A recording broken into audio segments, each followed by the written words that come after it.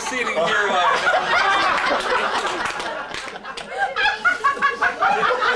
I gotta say one thing. We're married like a year, and I had these colored socks and sweats on and tennis shoes. He goes, "What are you, Dave Frericks?" Sheba, I've laid off on you. You've opened the floodgates.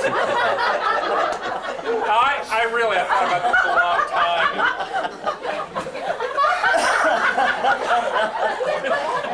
I can't believe you look at me like that. Dave, I went out and bought this T-shirt today to wear it this year. Mainly because you wouldn't leave the house long enough for me to get it from Kim.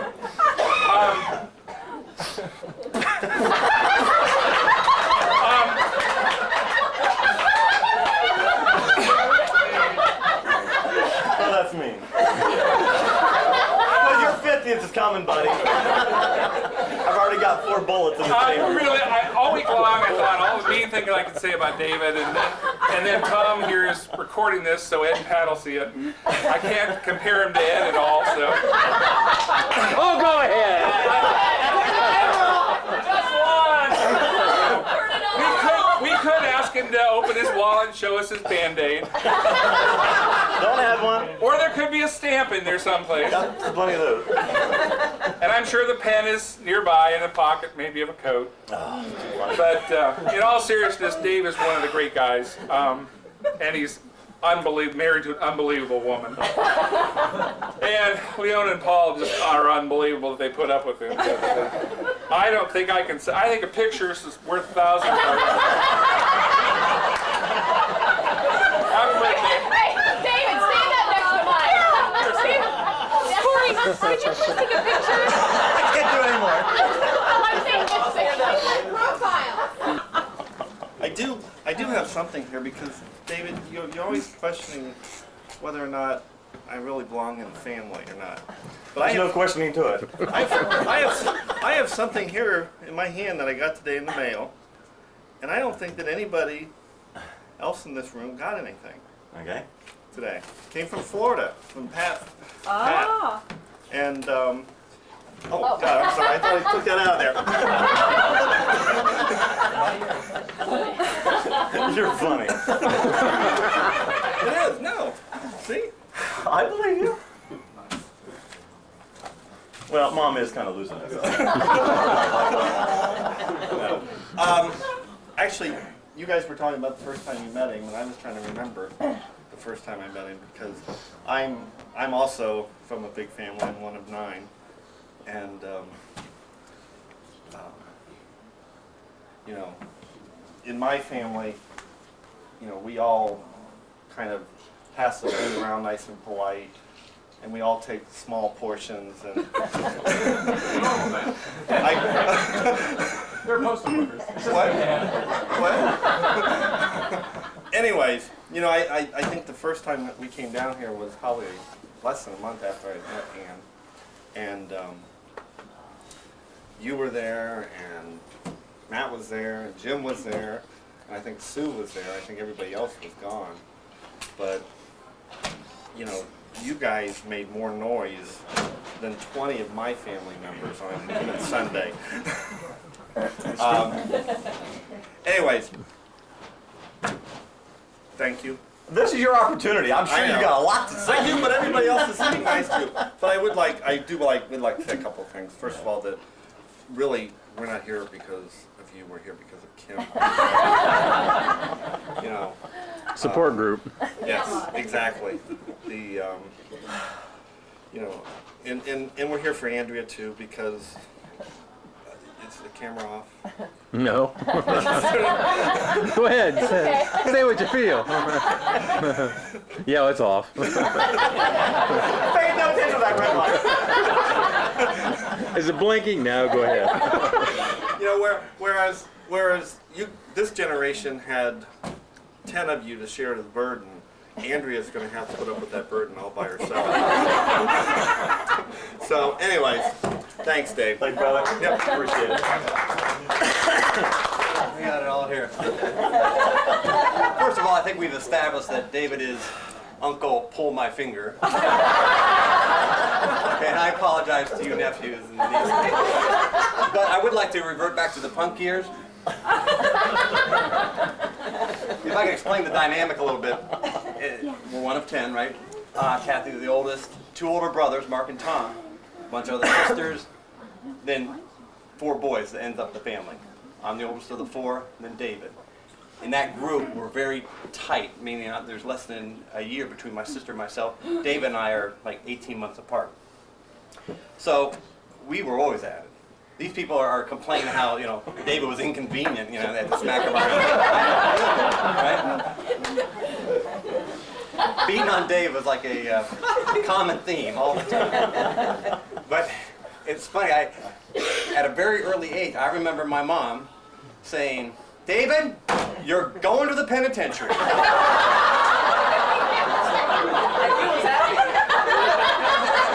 just say, it's like, what's a penitentiary? I was like, Sue, what's a penitentiary? And why is David going there? It's a prison. Like, excellent.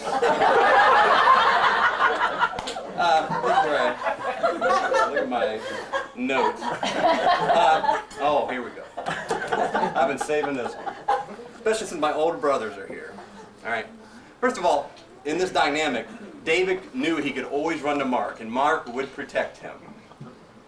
I think I know why, because if you give my brother Mark enough Hostess powdered donuts, Mark will do anything. So how he got the donuts, I don't know. But anyway. It's pretty impressive when a 10-year-old kid goes, come on, Mark. I haven't spoken yet. Apologies. Okay. And while I tell this next story, you might think, where was Pat? So keep that in mind, Mom. Anyway, okay. Meadow Lane. We're in the, we call it a den. What it was a locked room. I mean, locked. If you don't believe that, go there. 334 Meadow Lane. There's a lock. There's a door with a window. No blood. That's right. All right, here we are. And a vinyl floor, you can easy cleanup. That's right. And of course, either Kathy or Mark or some of the others would always have to babysit, right? The way Mark and Tom would babysit is we would get in there. All right, so Mark would take a team, and Tom would take a team. I'm on Tom's team. Of course, David's on Mark's team. What are we going to do? We're going to slap box. Swear to God. I mean, no fists. Or you just slap the car off. It's one thing to allow this to happen. So Mark is like, Tom's like, no, you're boom, boom, boom. And of course, the only reason I'm agreeing to this is like, free slaps on day. No problem. Loving that. That actually happened more than once. Oh, that was so funny. You may not know that Dave has 0 tolerance for pain. 0. You turn up the heat on Dave, he folds like a cheap car. I'll remember, again, back in the punk years, I forget why, but somebody had taken lipstick and drew over the wall. Who did this? Well, nobody knows. I'll never forget the Spanish Inquisition my parents had. And it went for hours. It was crack, of course. And finally he did it. All the time, one eye is always on me. Waiting for Dave to make that wrong move. I want to clarify something about the fingernails. People have been talking in general terms about the fingernails, which, yeah, it is weird. But in my mind, what it looked like was, you had David pinned down to the ground, and he's like, he's my only defense. Don't lie. God, that's weird, but it happened. Well, it was at the time. Oh, speaking of fears, fear of heights. We were at Kings Island, way back when, up on the Eiffel Tower down at Kings Island.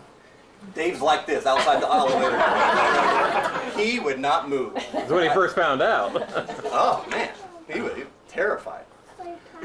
So anyway, it's, emailed Joe Leahy. I said, hey Joe, what do you remember about Dave? He's like, oh, we were always beating on him. I was like, no, I didn't remember. It's amazing how well I turned out. Really. But, and there's, you know, a bunch of other stories, but fast forward a little bit more into college, right? Lisa and I were newlyweds. All right, so let's have him over dinner. Mistake number one. So David comes over for dinner, single guy, right? Sunday night meal, right? This is so funny. Nice little meal, we do everything. Well, let's do dishes. Okay, we're doing dishes. I gotta go out to my car, I'll be right back. And Lisa goes, where's David? I go, he is not coming back. Oh, yeah, Lisa would. He would do that. I go, Lisa, he's not coming back. Well, he has a dish towel. I go, that's a prop. You're not gonna see that dish towel either. And he, just to make it look good, he took the dish towel with him. I'll be right back. We've never seen the dish towel. Had a lot of oil stains after that, didn't it? I think I still have that right down my glass. I made the mistake one time of David owed me money for something, I don't know why. Like a fool, I take the check a little too quick and notice that Mickey Mouse had signed it. Literally. No, he took the check and goes, I got your check. I said, hey, look who signed it. And it said like Mickey Mouse or something. Oh, that was so funny. If you haven't noticed it, we love a good chump in this family, man. We love it. And to National City Bank's credit, they was allowed to Yeah, I cash did it. cash. That's the bank that you signed up for? Oh, I don't know where it was. All right, so the same apartment. Lisa and I had moved on. Great apartment, good rent and everything. Boy, you don't want to let this thing go out. He was looking for an apartment. I said, you got to get this apartment when we move to our house. So we arranged all this. David lives in this thing 3 or 4 years, whatever, and he's ready to turn it over. I said, man, I've got a guy at work that's looking at an apartment. Man, you really need to keep this apartment in the family. A guy named Keith that I work with. Keith and David start negotiating. One of the best negotiators in the world. Because he doesn't give up anything without getting something in return, either sooner or later. You may be brushing your teeth with a toothbrush that Smokey used if you didn't give something up. Smokey being our dog. But very good negotiator. Anyway, he'll negotiate things that weren't his to start with. There's always a throwaway in negotiating, right? That's how you negotiate. Okay, you give things back as Years ago, in this apartment, behind the stove there was this vinyl backsplash. We didn't like it, so we put up pegboards so we could put up our Pathman bands, right? We installed this, right? Keith comes over to get the apartment. Dave starts negotiating with him, like, oh, by the way, I'm moving. Some things are for sale. These blinds, this, do you want any of this, right? David tries to sell him that pegboard, right? And Keith, who's no angel, was he's nuts, so they didn't come to terms, so to speak. I got him in the end. You got him in the end. Even though Keith thought he got away with something, David left that apartment by taking every single light bulb. David, That is not true. Anyway, I left 2 closets. I just Couldn't reach it. So, make sure I'm not losing anything here that I... David, I can't believe you did that. People keep talking about the thumb sucking. Isn't that cute? Thumb sucking. He was 14 before he started. He must have done Liaru. Anyway. So anyway, I'm sure I could think of more. But anyway, happy birthday. Thanks, buddy. You better not. You're 40. It's in October. Hey, Tom, you sitting there. There's my first recollection of Dave is when I don't think I've ever told anybody this story. I came to school in 7th grade. So I didn't grow up in elementary school, so I really didn't know too many people. And about 8th, 9th grade is my first recollection of Dave. I didn't know too many people, and there were a few nice people. And then I'm walking, bell rings. I'm walking out of class, walking across the junior high parking lot. And there's this guy coming towards me, and I'm just walking by him. All of a sudden, I get a big chuck in the leg. Someone kneed me right in the leg, and I'm going, who the hell? This guy just keeps on walking. Next thing I know, about 2 years later, we become friends. And it was him. I don't think anybody ever knew that story. That was my first recollection of Dave. Oh, too funny. Now, I'm going to tell this one story here because I'm always called on to verify this. This is when we lived together up in college. I come home one night and I'm sitting on the couch and Dave comes up to me and says, "Hey Phil, you got to help me." He goes, "I've got a date with 2 girls." I do remember that. And lo and behold, this girl shows up and he's got a date. But this girl is playing along with Dave, and next thing I know, another girl shows up. So this girl has to pretend that she's my date. So every time Dave gets around a bunch of people and needs to know that women love him, he calls on me to verify that he's had 2 women. So I just wanted to tell that story so I don't have to be called upon anymore. Very good. Thanks, buddy. Keep it tame. All right. Well, I'm actually going to put Dave on the stage here because there's a story that I can't quite remember, but it sticks in my mind, and it probably involves some of the people sitting here. It was a story about playing basketball in your underwear. So I don't really know, I don't remember the whole gist, but I think Dave's going to have to actually fill us in on playing basketball in his underwear. I remember naked crab walk. There's been some strange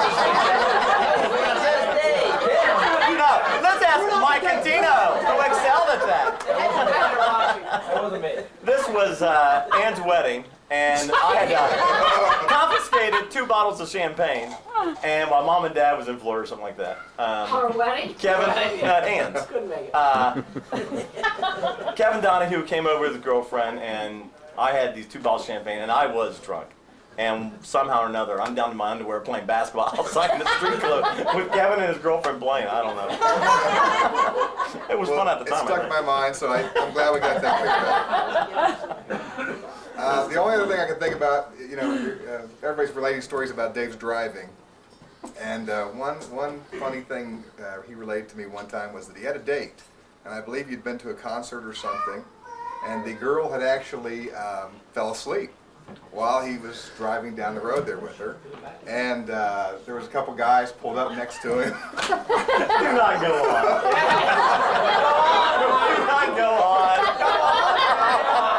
So nothing really bad happened here, but this girl was asleep, and she's kind of leaning over on Dave. And She's not fully asleep. So Dave's kind of massaging her, I guess, and these other guys are driving by and they're kind of going. And Dave's going, So that's Dave. That's my Uncle story. That was funny. Happy 40th. I had about 5 or 6 pages, but I think a lot of territory has been covered today. So I'll try and keep my my comments as brief as possible. I do want to say one thing. As a family of 10 children, we have had an awful lot of fun. However, the fun couldn't continue if we didn't have some truly exceptional in-laws and outlaws. I gotta tell you, they're first-class people to a person, and we wouldn't have near the amount of fun that we would have without their support. I also don't know if you know, but during the Christmas season, we developed, and I'm surprised it hasn't been stated so far. Yeah, really? We have a trophy that we give out to the most improved family member. And this trophy is like this, and actually it's the back end of a horse. All right, it's the ass end of a horse. And David's life was in turmoil when he was a little bit younger. And so we started this as a yearly event and has been ongoing since probably 1986. And I do want to say one thing. There's only been one family member that has earned the right to have their name engraved on this trophy twice, and it was Kim.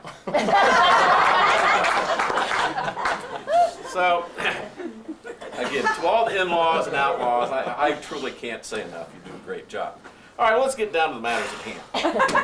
All All right, I've been standing back and I've been talking with Leona and Paul all night. And it is true that the Frericks family does have a modest weight problem occasionally. Okay. And I am sometimes compared with David as his role model. So take a look 10 years down the road, pal. Actually, I feel pretty good. But anyway, I was talking with Leona back at the back, and we were talking about weight and the dinners and how much he eats and that type of thing. And Leona was telling me that they argue all the time that David is not heavy. David maintains he's only 10 inches too short. In fact, I'm back there and I'm playing with Andrea, and I go, Andrea, what games do you like to play with your daddy? And she says, I like to play seek. And I go, seek? You mean hide and seek? Oh no, Daddy can't hide anymore. So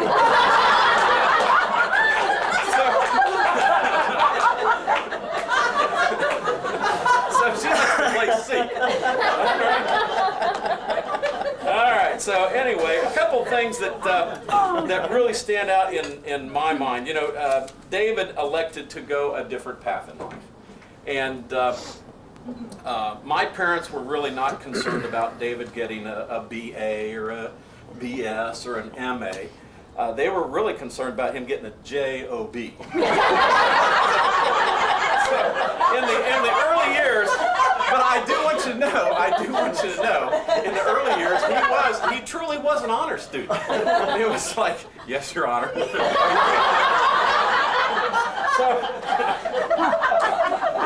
So he holds the distinction of, I think, really a national distinction of having more W-2s in 1 year than anybody else in the world. David and I don't know, we have this kind of kindred spirit, and we've been together for an awful long time. Let me tell you about David's athletic years. Okay? Now, there was a span in our life when we played racquetball together. Okay? And John was a part of this, and in the spirit of trying to control our weight, get a little exercise, and that type of thing, we played racquetball. All right, so, and I took it kind of seriously because I was 10 years older and I got younger brothers, and I'm not going to let them chump me. I'm going to put forth some effort. So I took it pretty seriously, and I'm up there. If you've ever played racquetball, you're in this big room and you got this ball and you're racketing around. And so I'd be down and I'd be waiting for the ball to come around, and I'd chase it and hit it, and chase it and hit it. All of a sudden, boom, right in the back. All right, which happens occasionally. All right, and in that game, okay, so fine, you start all over. And you're playing, all right? And so I'm playing, and I'm up here doing this, back. I was like, pow, right in the back. I turned around, and it just, it was just that way. So, okay, wow. And if you've ever been hit by racquetball, it stings.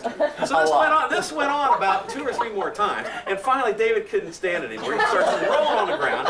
He's laughing, and I've got welts in my body. The two I was most proud hit him right in the back of the knee. And after the second one, I look up, and John and his friend is looking down, watching us play, and I'm just laughing so hard. I'm losing the points, but boy, I'm going to do that was so funny. It is true. It is true. Part of the fun of being home is that Tom and I would depaint some of the kids and throw them out. I don't know that at 50 years old I'm proud to relay that. Anyway, let me tell you about the very last time it ever happened. Because to me right now, I can see it as if it happened yesterday. I'm a sophomore in college. Okay? All right, this is still going on. So anyway, but David, of course, being on the lower end of the scale, he's still fresh meat. So I'll never forget this.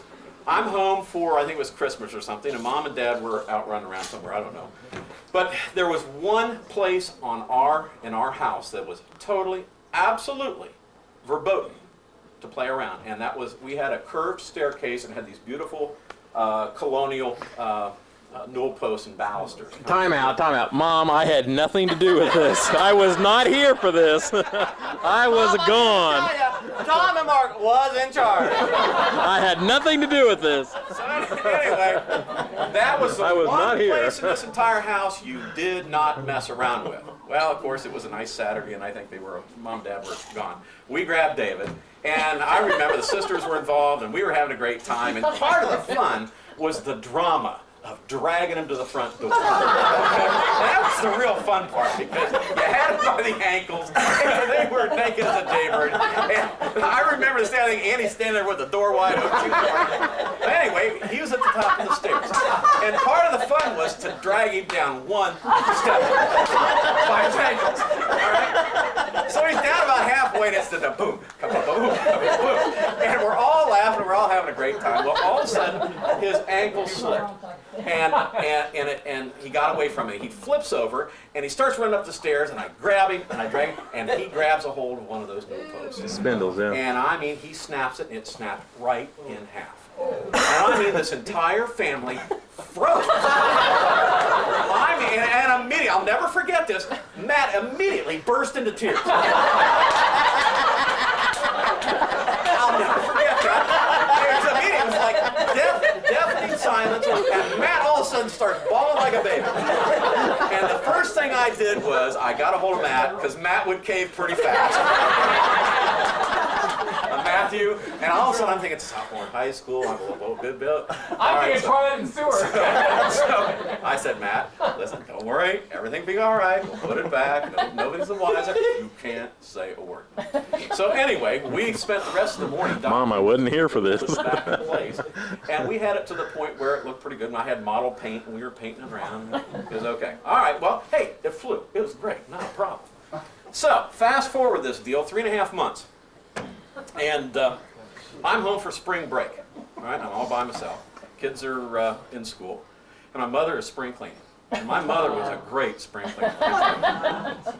So anyway, I'm home, and I'm now, I'm a sophomore, and I know I'm a lot more than what I should be doing. And all of a sudden, I'm talking to Mother. I'm standing at the top of the stairs, and my mother has a dust rag in her hand, and she starts with the first newel post down to the bottom.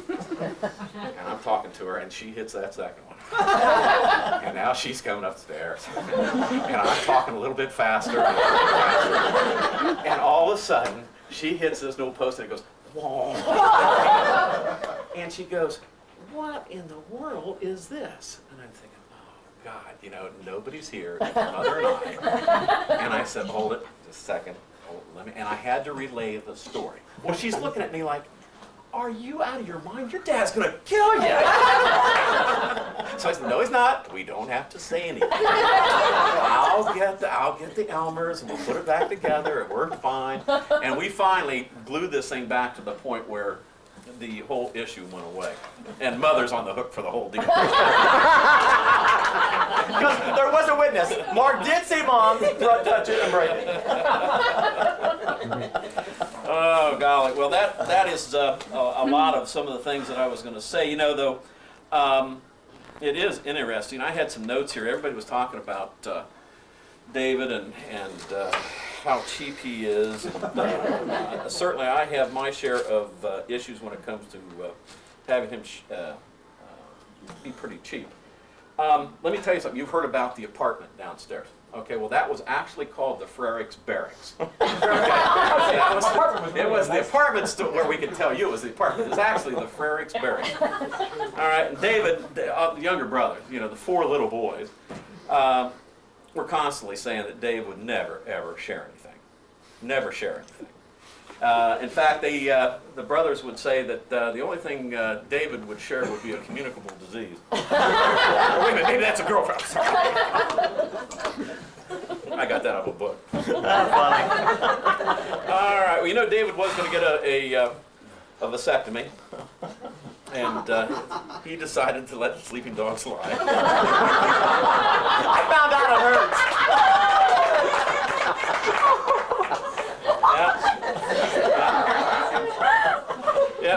Yeah, but Dave was really big for a bargain.